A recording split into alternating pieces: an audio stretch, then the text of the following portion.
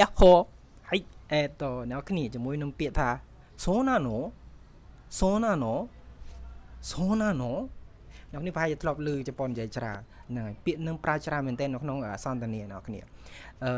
សូណាណូសូណាណូមកក្នុងន័យខ្មែររបស់យើងមានន័យថាមានកៅអី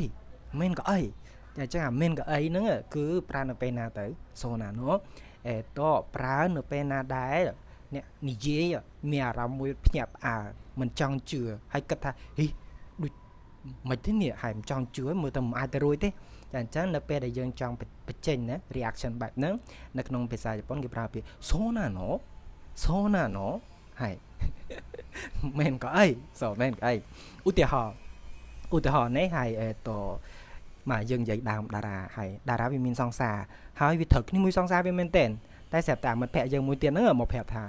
ចែថាណែ知ってるはいតារាさんが彼女と別れたらしいよណាមានដឹងអត់តារាវាបែកសង្សារវាណាឮថាបែកសង្សារវាហើយយើងនេះឮទៅយើង reaction មិនទៅអេそうなのそうなの仲が良さそうなのにねហើយそうなのមានក៏អីនេះឃើញដូចជាងត្រូវគ្នាហើយចាអញ្ចឹងយើងអត់ចង់ជឿព្រោះតារាសង្សារវាស្អិតល្មុតគ្នាសឹងអីណានៅពេលគេប្រាប់ថាវ៉ាការេតារ៉ាស៊ីយោបែកគ្នាហើយតែអញ្ចឹងយើងអត់ចង់ជឿហើយវាត្រូវគ្នាពេកហើយそうなの仲が良さそうなのにねはい信じられないមិនចង់ជឿទេហើយចាអញ្ចឹងそうなのហើយមានន័យចឹងណាហើយមែនក៏អីឧទាហរណ៍មួយទៀតក៏ស្រួលយល់ដែរអ្នកគ្នាឧទាហរណ៍ថាពីមុននោះខ្ញុំហើយញ៉ាំសាច់ឆោតមែនតើប្លែមសើញ៉ាំហើយវាធាត់តែអញ្ចឹងក៏នឹកឃើញតែចង់តបមហាហើយចាប់ពេលទៅដល់ជួប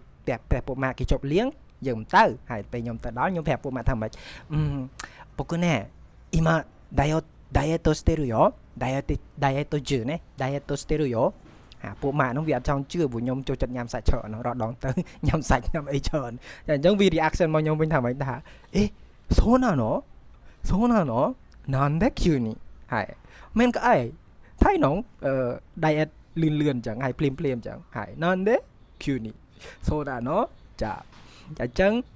そうなのគឺជា reaction មួយណាហើយដែលមានន័យថាមែនក៏អីនៅពេលណាដែលយើងអត់ចង់ជឿថារឿងនឹងវាកើតឡើងឬក៏វាពិតប្រាកដយើង reaction បែបហ្នឹងមកណាそうなの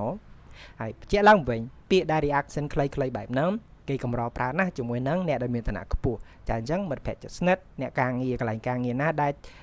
វ័យប្រហែលមកយើងចាំយើងប្រើណាそうなのはいអូខេ